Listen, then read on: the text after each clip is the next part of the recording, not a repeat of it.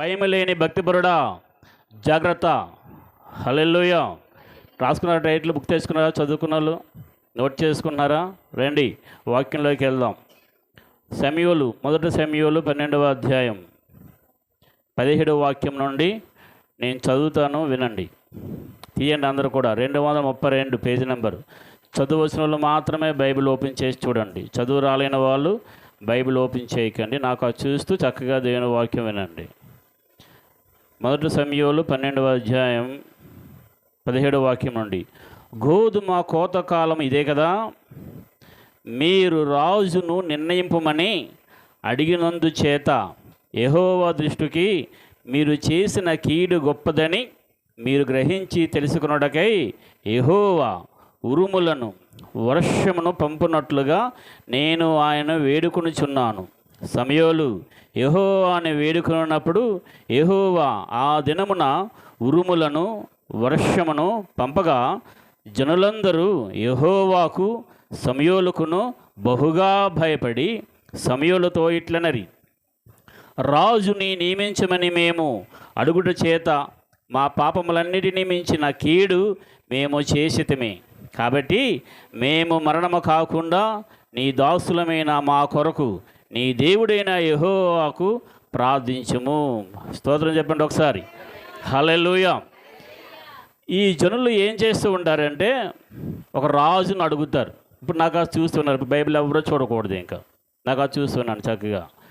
రాజునేమన్నా అడుగుతారు. అది దేవుని దృష్టికి ఇష్టం లేదు, దేవుడికి ఇష్టం లేదనమాట.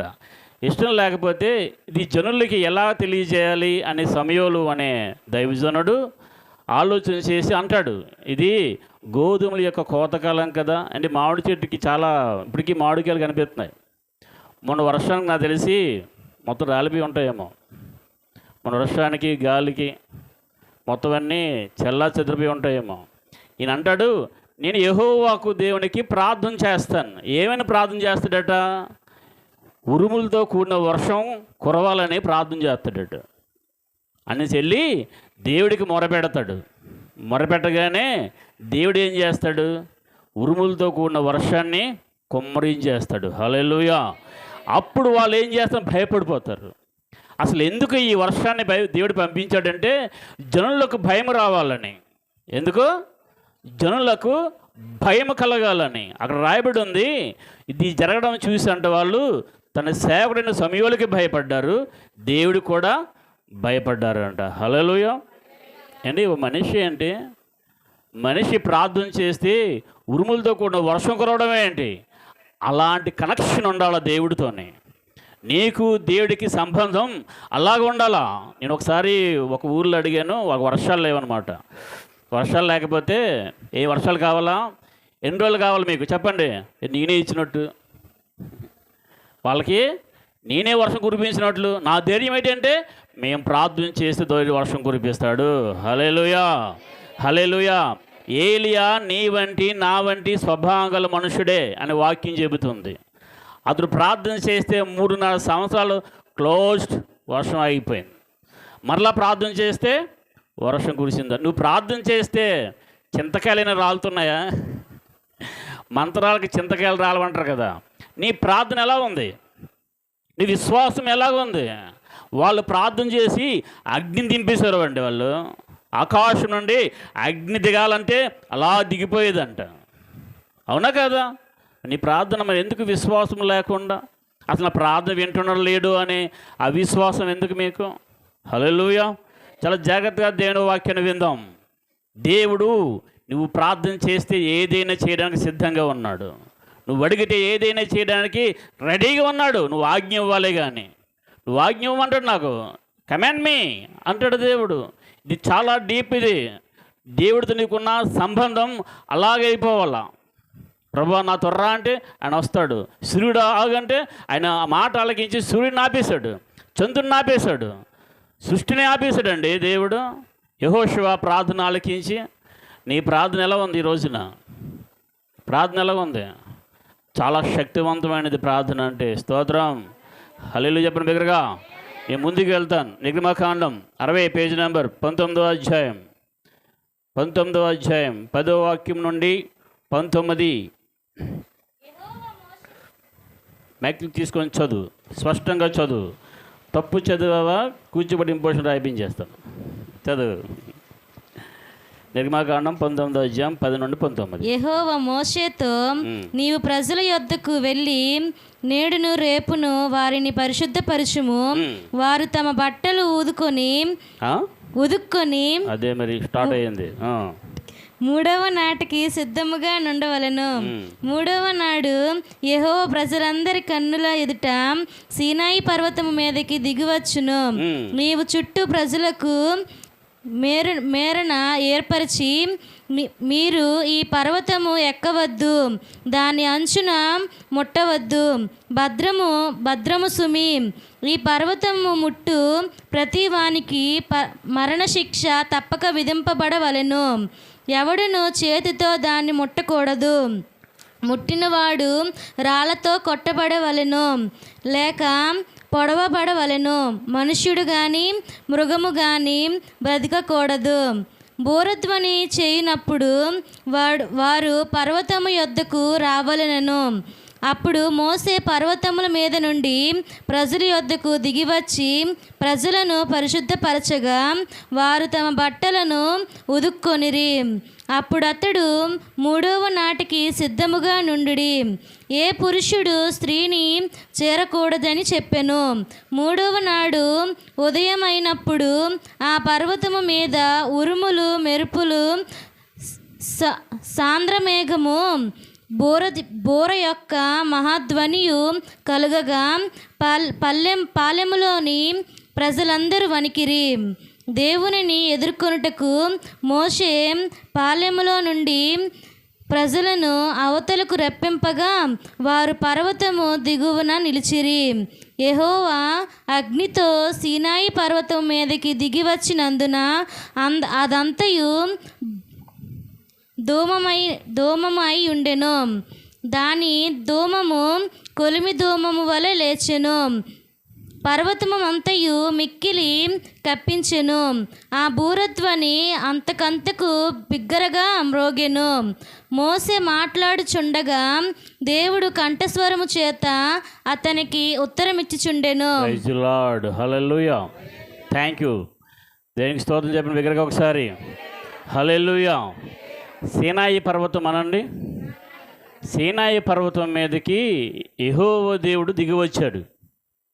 నీ దేవుడు ఎలాంటి వాడో, నువ్వు ఆరాధిస్తున్న దేవుడు ఎవరో చాలా చక్కగా వాక్యంలో చూడండి.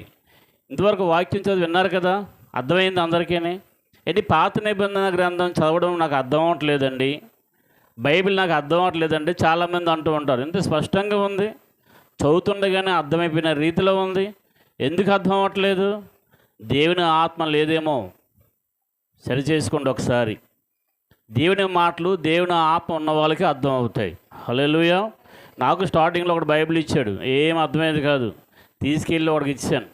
తర్వాత దేవుడికి పరిపూర్ణంగా నా హృదయం ఇచ్చిన తర్వాత వాక్యం చదువుతూ ఉండగా ఆయనే నాకు బోధిస్తూ ఉండేవాడు. హల్లెలూయా. ఇప్పటికీ నేను ఎక్కడ ట్రైనింగ్ అవ్వలేదు, బైబిల్ ట్రైనింగ్. వాక్యం చెప్పట్లేదా? పరిశుద్ధాత్మ దేవుడు నీకు టీచ్ చేస్తాడు. నువ్వు చదువుతూ ఉండగా అలా పరిశుద్ధాత్మ దేవుడు నీకు చెబుతూ ఉంటాడు. నా భార్యని కానీ నా పిల్లల్ని కానీ అడగని, నేను బైబిల్ చదివినప్పుడు అలా స్ట్రక్ అయిపోతాను, ఒక స్తంభంలాగా స్ట్రక్ అయిపోతాను. దేవుడు అలా మాట్లాడుతూ ఉంటాడు. నన్ను ఎవరు టచ్ చేయరు, నాదెవరు మాట్లాడరు, కామ్గా అయిపోతారు. వాక్యం చదువుతూ ఉన్నప్పుడు దేవుడే నీతో మాట్లాడుతూ ఉంటాడు. హల్లెలూయా. రైట్. ఈ పర్వతం మీదకి దేవుడు ఎలా వచ్చాడు తెలుసా? అగ్నిమయమై వచ్చాడు. మొన్న రాత్రి ఎలా జరిగిందండి? నేను భయపడలేదండి మొన్న రాత్రి వర్షానికి, ఆ పిడుగులకి, ఆ మెరుపులకి. అన్నోళ్ళు చేయొద్దండి. నువ్వు గాఢంగా నిద్రపోయి ఉంటావు, అందుకని భయపడలేదు. నిద్ర కూడా పట్టలేదండి, భయం వేసింది. బాగుందబ్బా, మెరుపులు బాగున్నాయి, అబ్బా ఉరుములు ఉరుస్తున్నా బాగున్నాయని చెప్పి ఆ బయటను కూర్చొని ప్రార్థన చేస్తున్నాను. పక్కన పిడిగి పడింది, ఎన్నో పొరుగు లోన పారిపోయాను. హల్లెలూయా. నేను చాలామంది దగ్గర విన్నాను, పాల్గొడుతూ కూడా మాట్లాడాను, చాలామంది దగ్గర విన్నాను, పెద్దలతో కూడా మాట్లాడుతూ విన్నాను. అలా అంటారు, మేము పుట్టినప్పటి నుండి ఇలాంటి వర్షం, ఇలాంటి పిడుగులు, ఇలాంటి ఉరుములు మేము ఎక్కడ కూడా చూడలేదు, వినలేదు అంటున్నారు. ఒక ఆవిడ అంటుంది వాళ్ళ ఏజెన్సీలోని జాబ్ అంట, వాళ్ళ హస్బెండ్ది ఏజెన్సీలో జాబ్ అట. ప్రతి వర్షానికి 2-3 చచ్చిపోతారట. పశువులు 2 గేదెలు కానీ 2 మనుషులు కానీ చనిపోతూ ఉంటారంట. అలాంటి ప్రాంతంలోని వాళ్ళు నివాసం చేస్తూ ఉండేవారు. అయినా సరే ఇలాంటి పిడుగులతో ఉన్నది ఎప్పుడు చూడలేదు అన్నారు వాళ్ళు. హల్లెలూయా, హల్లెలూయా. ఇది నీ కన్నులతో చూసావు కదా, చెవులతో విన్నావు కదా, మరి ఏంటి నీకు ఫేస్ చేసావు, ఏమని ఆలోచన చేసావు? ఇదంతా దేవుడు పంపించిన దేనికి తెలుసా? ఇప్పటికైనా నా శక్తి ఏటో మీరు గ్రహించండి. ఏంటి, రాజుని ఎన్నుకున్నందుకే దేవుడు పిడుగులతో కూడిన ఉరుములతో కూడిన వర్షాన్ని పంపిస్తే మరి ఎలాంటి రాజు రాబోతున్నాడో మనకి. రేపేనా రిజల్ట్, ఎల్లుండా ఎలాంటి అధికారి రాబోతూ ఉన్నాడో, ఎలాంటి వాళ్ళకి మీరు ఓటేసారో తెలియదు, వేచి చూడవలసి ఉంది. స్తోత్రం చెప్పండి అందరూ కూడా. హల్లెలూయా. మన దేవుడు అంట, అక్కడ చూడండి, రాయబడిన మాట నేను ఒకసారి మళ్ళీ చదువుతాను. 17వ వాక్యంలో 16 చదువుతున్నాను. 3వ నాడు ఉదయమైనప్పుడు ఆ పర్వతం మీద ఉరుములు, మెరుపులు, సాంద్రమేఘము, బోరు యొక్క మహాధ్వనియు కలుగగా పాలెములోని ప్రజలందరూ వణికిరి. ప్రజలందరూ ఏం చేశారు? వణికిపోయారు. ఎలా జరిగింది? అది కళ్ళ ముందే జరిగింది. దాన్ని ఎవరైనా కొండను టచ్ చేశారా చచ్చిపోతాడట, మరణశిక్ష విధిస్తారట. అలాంటి దాని మీద దేవుడు దిగి వచ్చాడండి. నీ దేవుడు దిగి రాబోతూ ఉన్నాడు మరలా నీ భూమి మీదకి. హల్లెలూయా, హల్లెలూయా. నీ దేవుడు 3 మేకులు కూడా పిక్కినాడు అనుకుంటున్నావేమో. ఏదో ఒక బొమ్మ మీద పనికిరాలన్నవాడుగా, చేతకనవాడుగా చూస్తున్నావేమో నువ్వు. నీ దేవుడు అగ్ని ఉన్నాడు. హల్లెలూయా. ఏలయనగా మన దేవుడు యెహోవా దహించు అగ్ని ఉన్నాడు. ఆయనకి మీరు భయపడాలా? ఇదంతా చెబుతున్న విషయం ఏంటంటే, ఆ సమయంలో ఈ విధంగా ప్రార్థన చేసినప్పుడు మేమందరం కూడా పాపం చేసి మా గురించి ప్రార్థన చేయని గడగడ వణుకుపోయారంట. మరి నీకెక్కడ ఉంది వణుకు? ఇది చూసినప్పుడు ఏదైనా నీ జీవితం మారిందా? అయ్యో, ఇంతవరకు నేను ఇలా జీవిస్తున్నానే, అయ్యి బాబోయ్, ఇప్పుడే నీ రాకడ వచ్చేస్తే, ఈ పిడిగ్గా నా మీద పడితే నా బ్రతికేమైపోద్ది అని భయపడి ఏదైనా సరే పాపాన్ని విడిచిపెట్టావు అసలు? Please play the video. ఆ లైట్ షాప్ అక్కడ, ఈ లైట్ షాప్ ఫోకస్ లైట్లు. దేవుడు సినాయి పర్వతం మీద దిగి వచ్చినప్పుడు అది ఇక్కడ లైట్ షాప్, ఇవి కింద రైట్.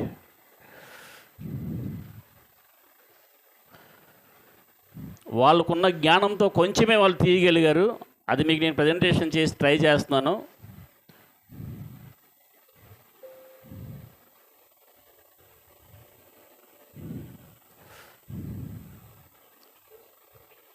Voice please.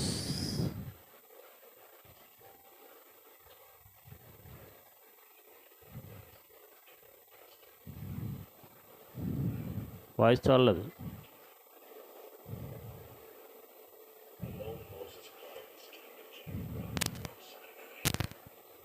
వాయిస్ తగ్గించి ఎక్కువైపోతుంది. ఒకసారి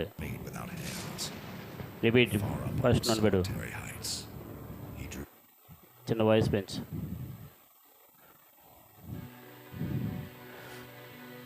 మోషే ఒక్కడే దేవుని సమీపిస్తున్న టైం అది. సీనాయి పర్వతం మీదకి సాయంత్రం మేఘముతోని ఉరుములతోని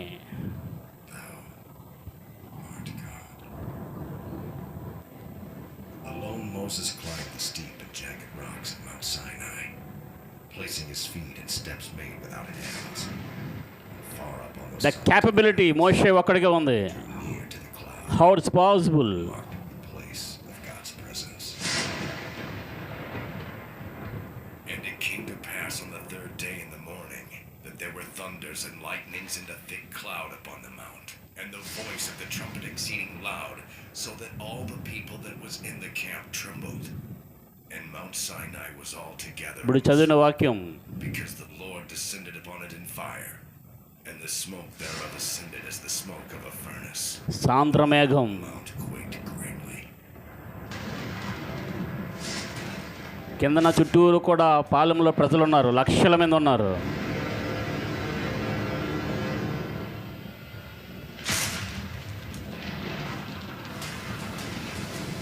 నీ దేవుడు భయంకరుడు. ఒకరోజు ఆయన ముందు నిలబడబోతూ ఉన్నావు నువ్వు.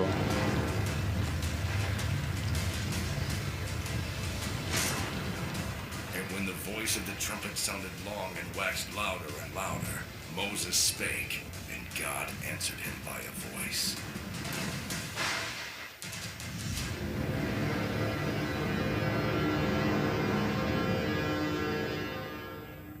Stop the fire. దేవుడు దహించు అగ్ని. హల్లెలూయా, హల్లెలూయా. వణుకు పట్టాలండి మన గుండెల్లోనే, ఎముకల్లోని నరాల్లోని భయం పలకాల. ఏ పాపమైతే ఇంకా చేస్తూ ఉన్నావో విడిచిపెట్టాలా. ఇంకా సోమర్తనమగాను, ఇంకా త్రాగుబోతుగాను, వ్యభిచారిగాను లోకంలో ఎంటర్టైన్మెంట్ చేసుకుని ఎంతకాలం జీవిస్తావు? ఇంకా దేవుడు ఒక శాంపుల్ చూపిస్తున్నాడు నీకు. అవి భయపడవా నువ్వు? కీర్తనలు 4:4, కీర్తన గ్రంథం 4వ అధ్యాయం 4వ వాక్యం. భయము నొంది పాపము చేయకుడి. పాపం చేయొద్దు. వాళ్ళు అంటారు, వాళ్ళందరూ కూడా భయం వచ్చిందంట పాలనల ప్రజలందరికీ. వణుకు పుట్టిందంట అందరూ కూడా, గడగడగడ వణుకుపోతున్నారంట. ఇంత జరిగింది. ఏ క్రైస్తవుడికి మారుమనసు వచ్చిందని అడుగుతున్నాను నేను. ఏ క్రైస్తవుడికి, ఏ సేవడికి మారుమనసు వచ్చింది? కళ్ళారా చూసాం, చెవులారా ఉన్నాం. ఇవన్నీ కూడా దేవుడు ఆ రాత్రి ఎందుకు కలుగజేశారో తెలుసా? దేవుడు నీకు భయం కలుగజేయాలని. హల్లెలూయా, హల్లెలూయా.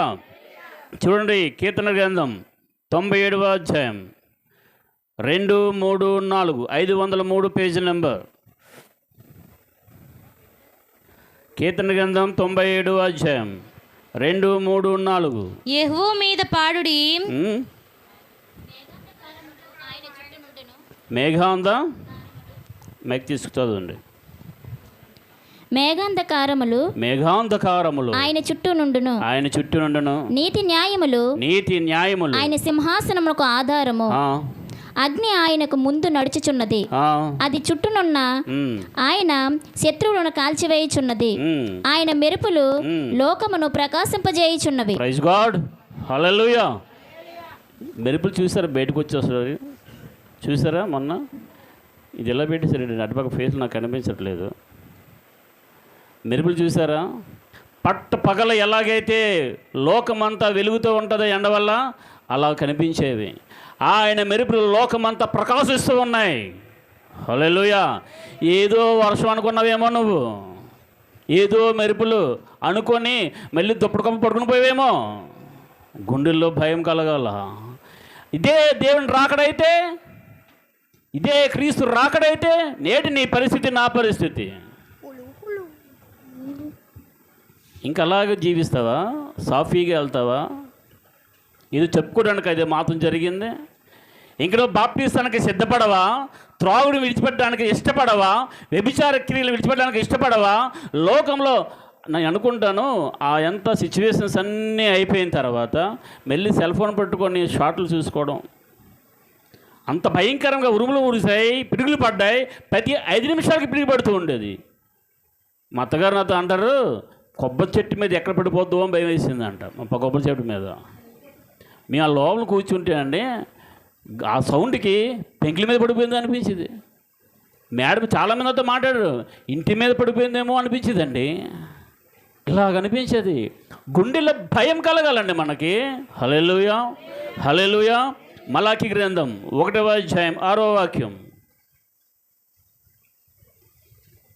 మలాకి 1:6.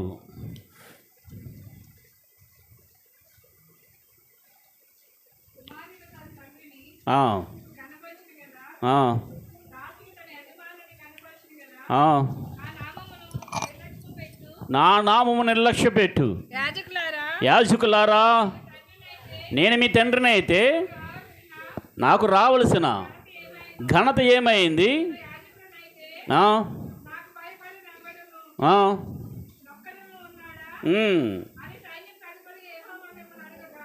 ఆయన అడుగుతున్నాడంట, వినండి జాగ్రత్తగా.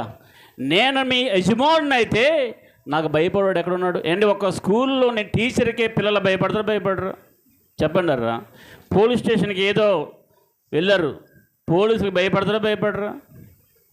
కోర్టులో జడ్జి ముందుని తల పైకి చూడు చూద్దాం. జడ్జి ముందుని చేతులు కట్టుకొని తల దించుకొని ఉంచవలసిందే. అవునా కాదా?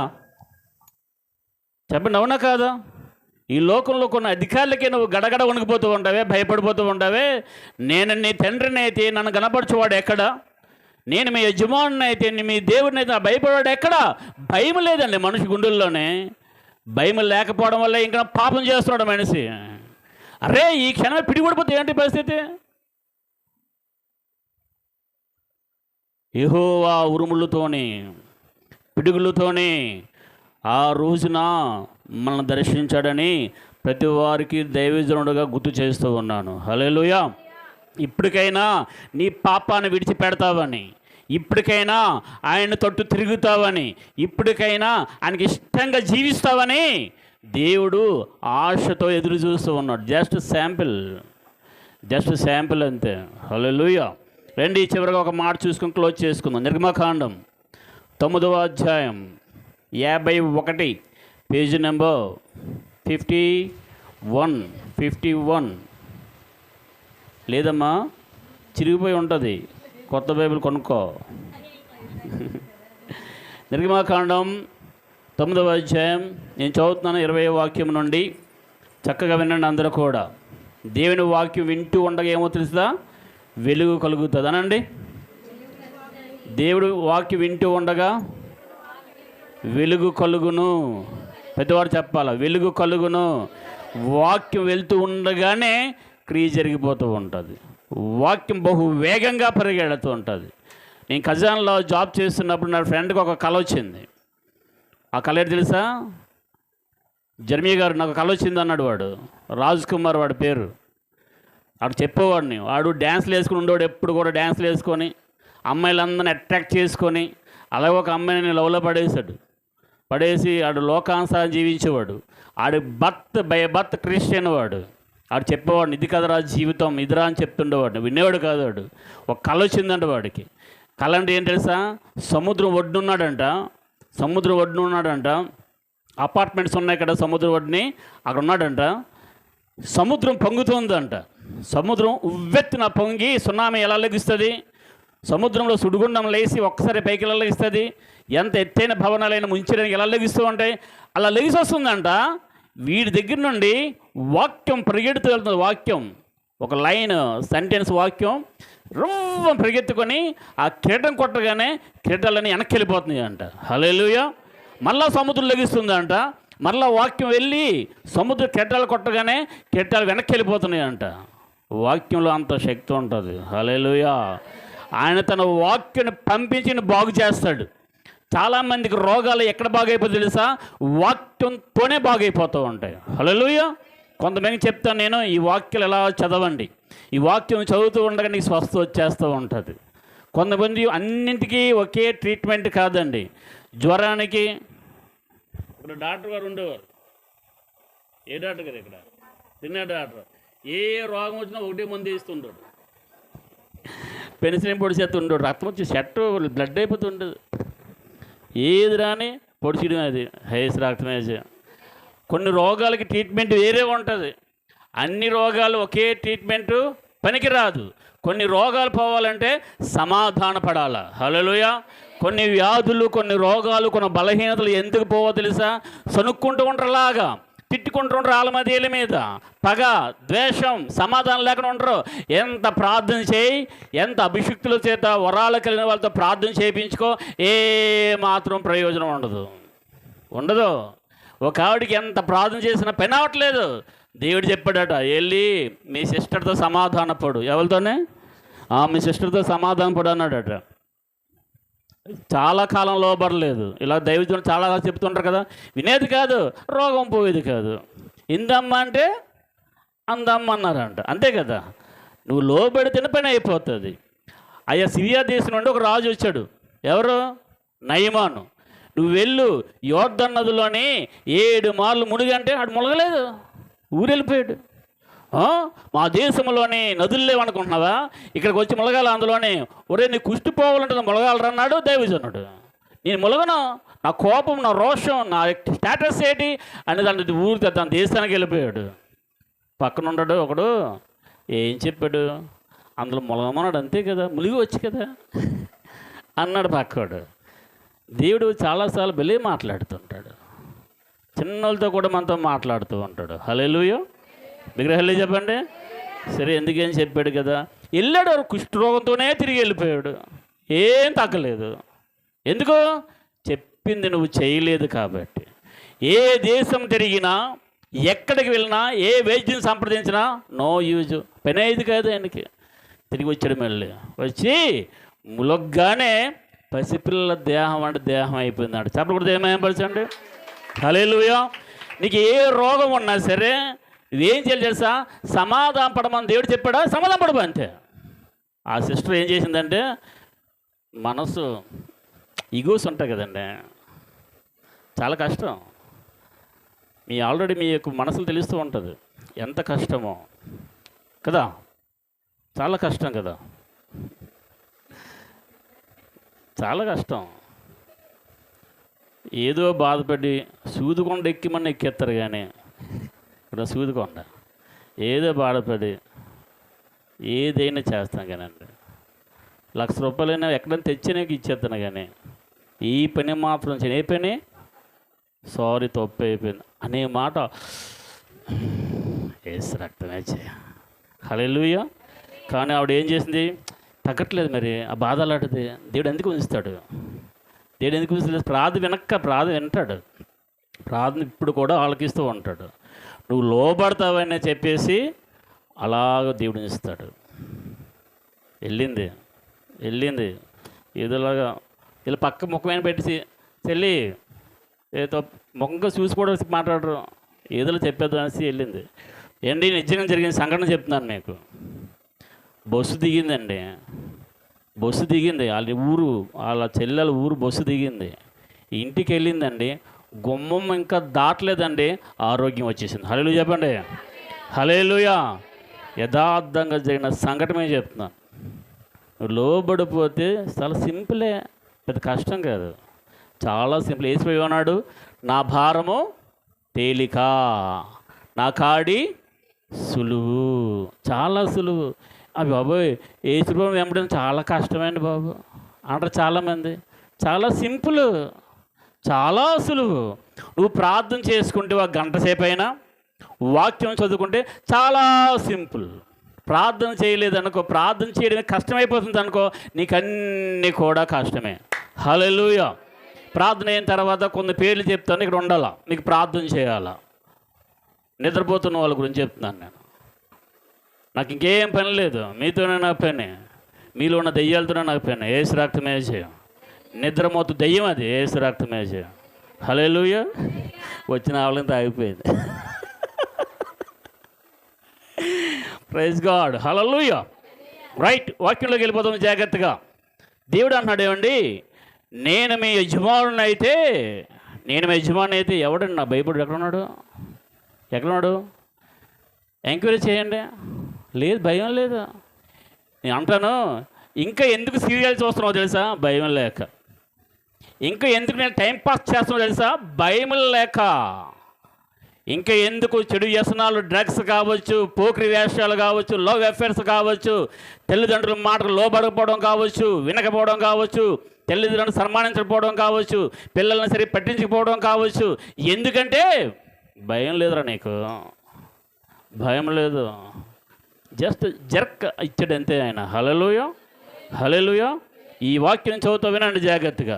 నిర్గమకాండం 9వ అధ్యాయం నుండి 9వ అధ్యాయం 20 నుంచి చదువుతున్నాను. ఫరో సేవకుల్లో యెహోవా మాటకు భయపడిన వాడు తన సేవకులను, తన పశువులను ఇండ్లలోనికి త్వరగా రప్పించాడు. ఎవరెవరినండి? భయపడిన వాడిని. ఎవరిని? పాయింట్ రిపీట్ చేస్తున్నాను.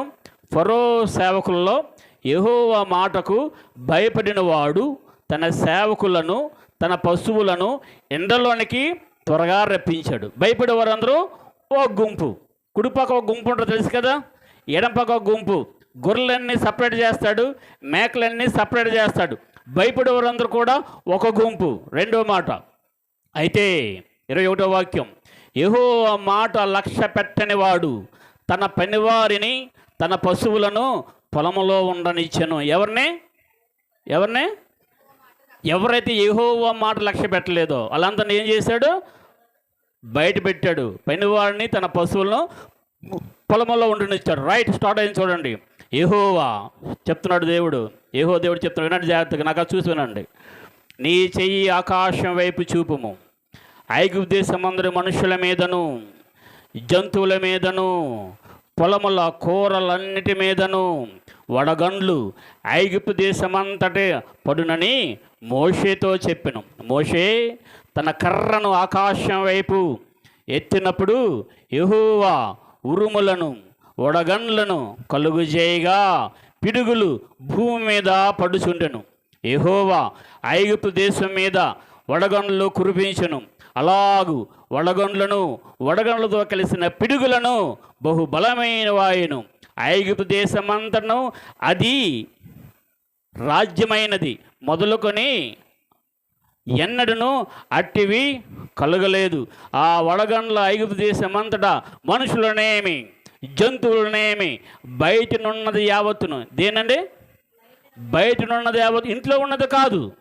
ఎవరైతే భయపడ్డారో వాళ్ళ మీద కాదు, బయట అయితే ఎవరున్నారో బయట ఉన్నది యావత్తును నశింపజేసును.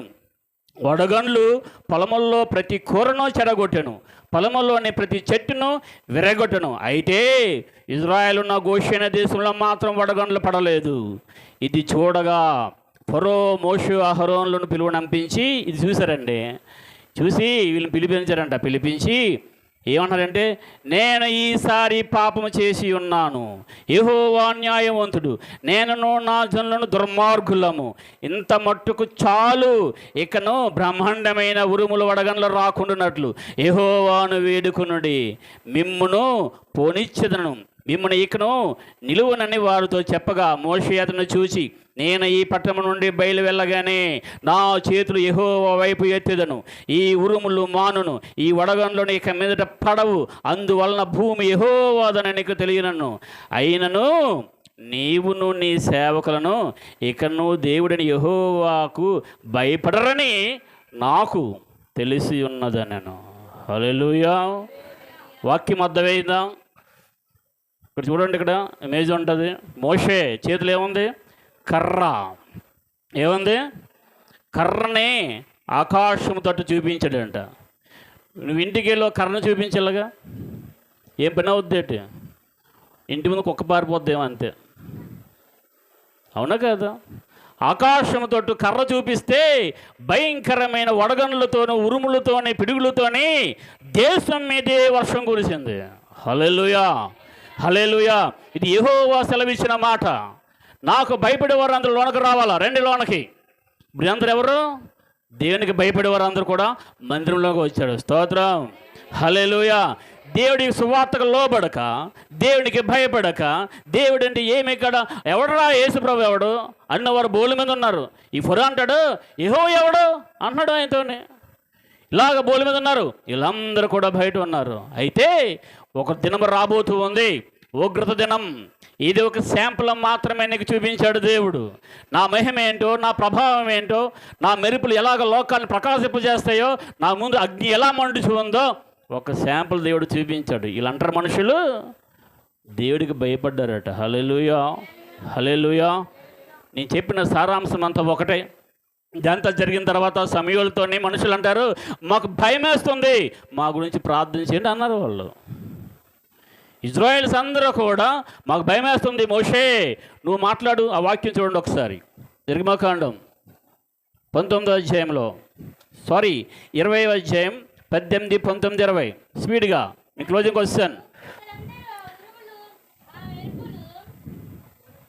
చదువమ్మా.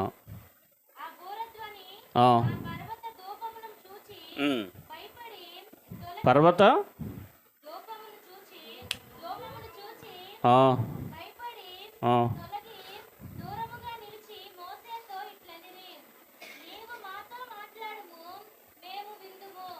దేవుడు మాతో మాట్లాడిన ఎడల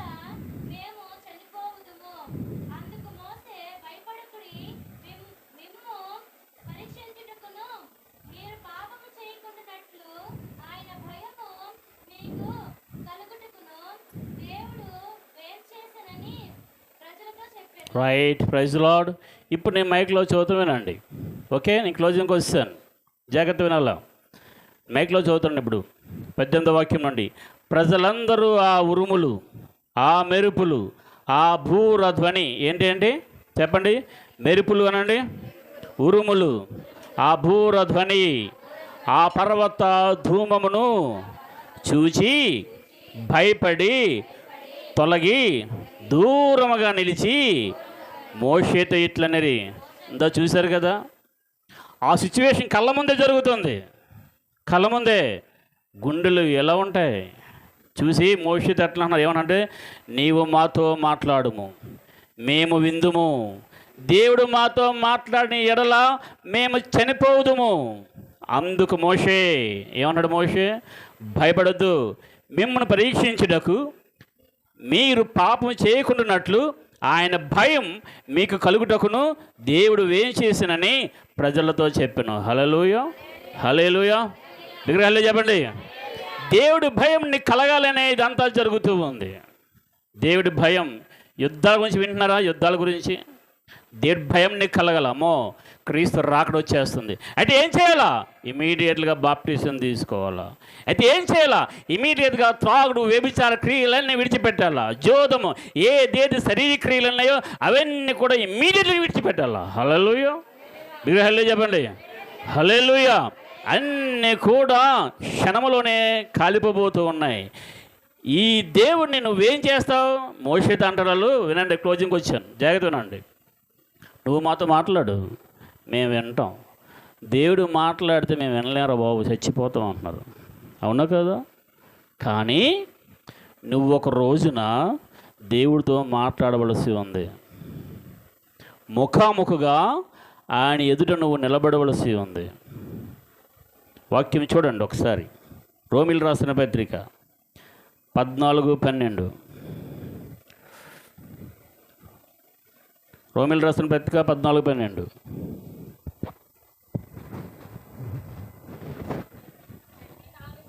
ప్రతి నాలుకయు దేవుని స్తుతించును అని ప్రభువు చెబుచున్నాడు. మనలో ప్రతివాడును ఎవరి గురించి? తన్ను గూర్చి దేవునికి లెక్క అప్పగింపవలను. హలో, ప్రతివారు కూడా నీ గురించి నీ గురించి నీ గురించి నీ గురించి లెక్క అప్పచెప్పాలి. ఎక్కడా? దేవుడి ముందు నిలబడాలా. మరి మాతో నువ్వు మాట్లాడు చాలు, మేము ఎదుర్కోలేకపోతాం అన్నావు. ఆయన దహించే అగ్ని ఉన్నాడు, భయంకరుడైన భీకరుడు. కీర్తనల గ్రంథం 47:2 స్పీడ్గా. కీర్తనలు 47:2. నీ దేవుడు ఏమనుకుంటున్నావు? పర్వాలేదులే, ప్రేమమయుడే కరుణామయుడే అనుకొని ఆటలు సాగిస్తున్నావేమో. జాగ్రత్త. యెహోవా మహోన్నతుడు, భయంకరుడు. ఆయన సర్వభూమికి మహారాజు ఉన్నాడు. హల్లెలూయా. యెహోవా భయంకరుడు, ఉగ్రత నీ మీద కుమ్మరించడానికి సిద్ధంగా ఉన్నవాడు. ఆయన పాపాన్ని చూసి ఆయన ఏ మాత్రం కూడా కనికరపడ్డు. ఇప్పుడే ఆ కనికరం, ఇప్పుడే ఆ జాలి, ఇప్పుడే ఆయన తట్టు తిరిగితే నీ పాపమంతా కూడా సముద్ర అగాధంలో పడేస్తాడు. తూర్పు నుండి పడమడి ఎంత దూరమో అంత దూరం పారేస్తాడు. ఇప్పుడే అవకాశం, కృపాకాలం ఇది. హల్లెలూయా, హల్లెలూయా. కీర్తన గ్రంథం 89:7. కీర్తనలు 89:7.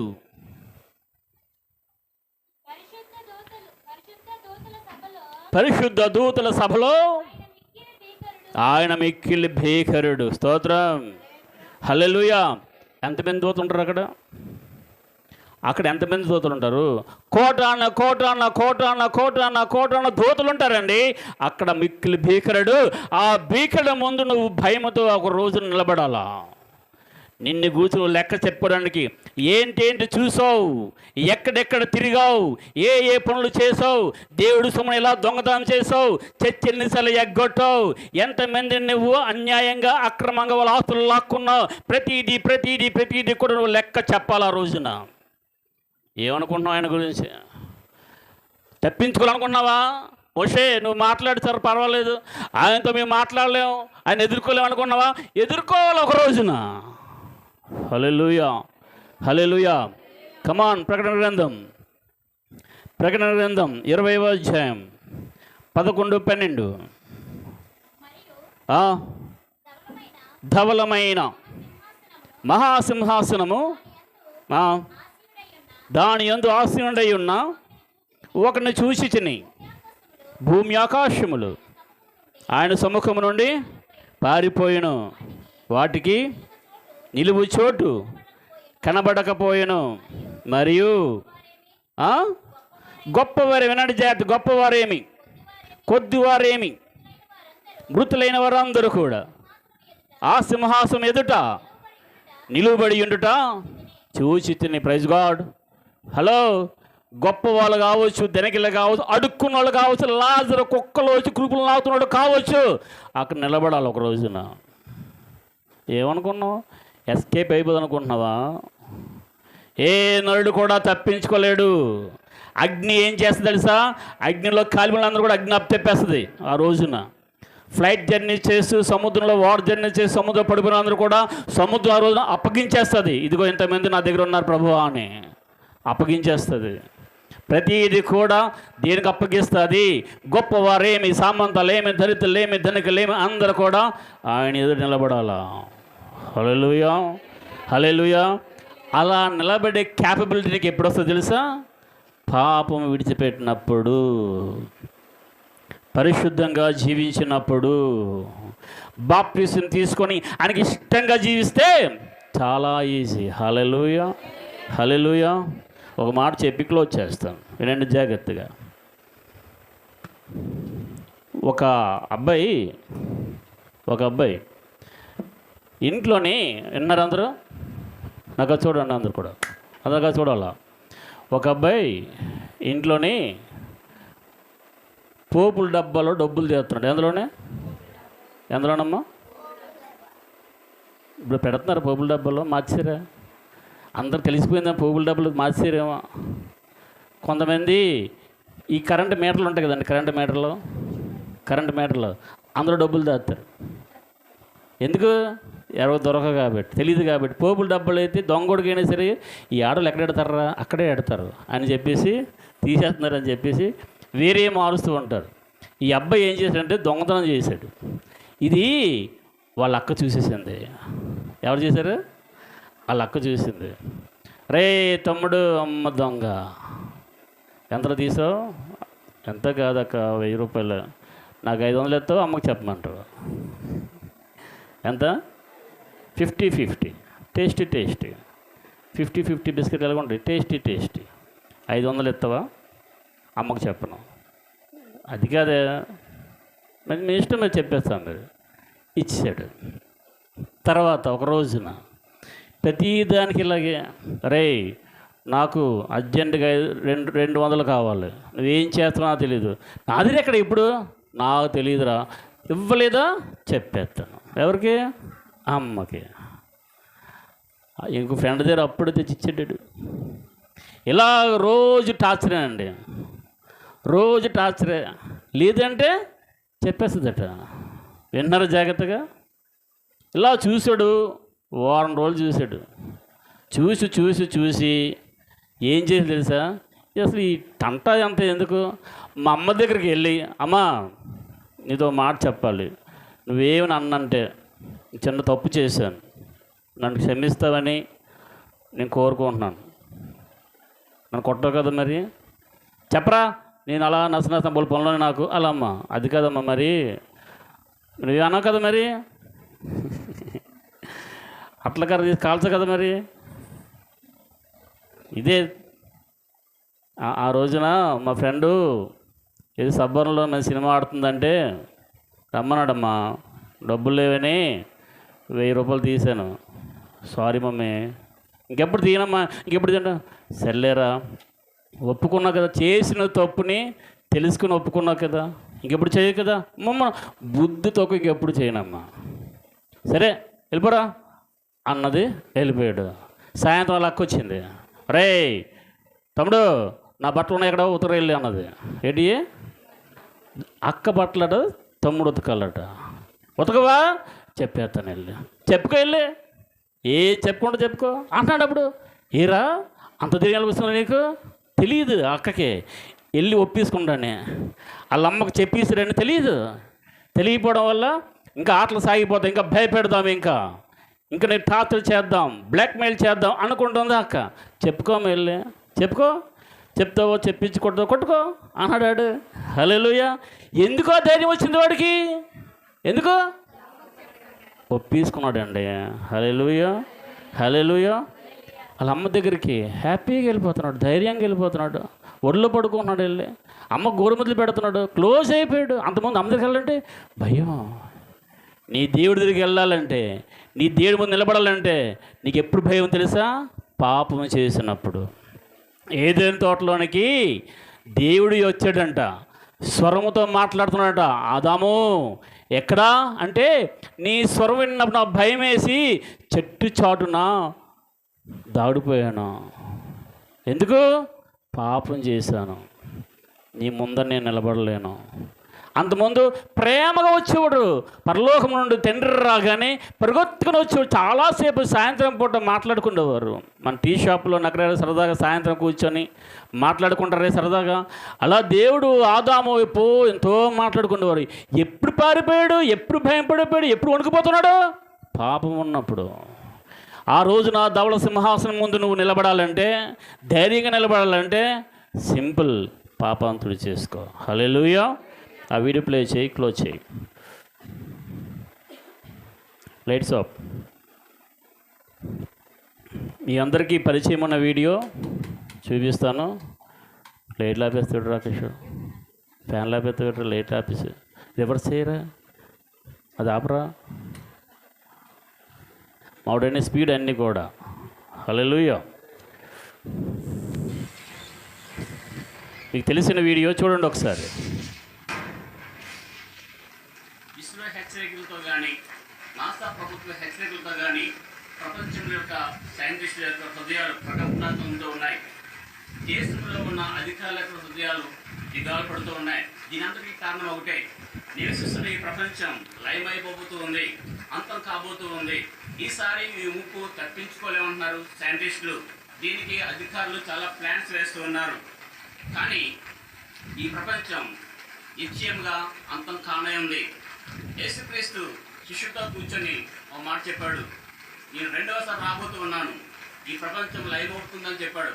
యేసయ్య దీనికి ఏంటి సూచనలు అడిగినప్పుడు, యుద్ధాలు వస్తాయి, భూకంపాలు వస్తాయి, రాజ్యం మీదకి రాజ్యం లేస్తాయి, ఇవన్నీ నా రాకడానికి సూచనలు అన్నాడు. రాగల 2-3 నెలల్లో మహా తుఫాన్లు రాబోతున్నాయని హెచ్చరిక చేస్తూ ఉన్నారు. ఈ సన్ భూమిని ఢీకోబోతుందని హెచ్చరిక చేస్తున్నారు. ఇవన్నీ నాశనానికి హేతువులు. కానీ సిద్ధపాటు కావాలి. లోతున్న ప్రాంతం ప్రజలు ఎత్తైన ప్రాంతానికి తరలించడానికి చూస్తున్నారు. కానీ ఇదే విధంగా మనం ఆలోచన చేసినట్లయితే, పాపంలో ఉన్న మనిషి యేసయ్యను ఆశ్రయిస్తే క్షేమంగా ఉంటాడు. అంటే చనిపోతాడా? చనిపోవడానికి కాదు, ప్రతి ఒక్కరు కూలుతారు. పాపంలో ఉండి చనిపోతే మోక్షానికి వెళ్ళడం అసాధ్యం, నరకానికి పోతారు. పాపాన్ని విడిచిపెట్టి చనిపోతే మోక్షానికి చేస్తారు. మనం చేయవలసిందల్లా ఇదొకటే, ఈ సిద్ధపాటు కలిగి ఉంటే ఈ విపత్తు మనం తప్పించుకున్నట్లయితే, యేసయ్య నా పాపాలు క్షమించు, నీ రక్తంతో నా పాపాలని శుద్ధి చేయి అని నీ పాపాన్ని విడిచిపెట్టి సిద్ధంగా ఉంటే, ఈ ప్రపంచం నాశనం అయిపోయినా సరే, అంతమైపోయినా సరే ఏ ప్రాబ్లం లేదు. నువ్వు ధైర్యంగా ఉంటావు, నీకు నిరీక్షణ ఉంటుంది, నేను మోక్షానికి వెళ్తా అనేసి. ఈ ఒక్క సిద్ధపాటు మాత్రమే మనం చేయవలసి ఉంది. నీకు ఎలాంటి అప్రమత్తాలు చేసుకున్నా సరే, ఎలాంటి చేసుకున్నా సరే ప్రయోజనం లేదు. లయం అవుతుంది, లయం కావలసి ఉంది.